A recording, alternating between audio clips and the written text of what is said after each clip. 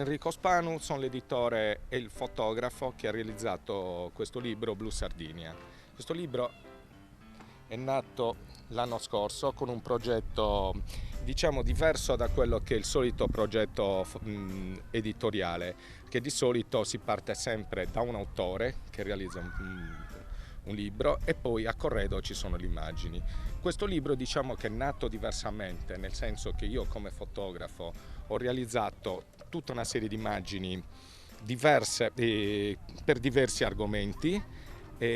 raccontando un po' tutta la Sardegna, dall'archeologia ai nuraghi, all'enogastronomia, alle coste, l'ambiente, le spiagge, le tradizioni. E da corredo di queste immagini hanno scritto 22 tra scrittori, giornalisti,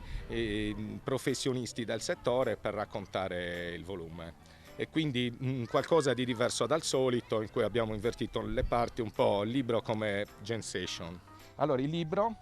ha una prefazione fatta dal giornalista e conduttrice di Linea Blu Donatella Bianchi, che è anche presidente del WWF, e poi attraverso diversi argomenti, come qui dall'archeologia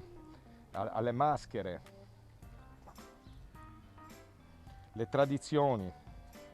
le sagre più importanti, l'Ardia o il Sant'Efisio,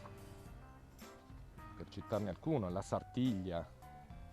così fino ad arrivare all'enogastronomia, l'artigianato e tutto un racconto sulle coste, sull'entroterra, sull'ambiente della Sardegna. Questo libro è poi importantissimo, giusto per concludere, perché oltre ad aver fatto l'edizione italiana è presente un'edizione tedesca, un'edizione francese e un'edizione inglese, quindi in realtà non è un libro soltanto, ma sono 4 libri.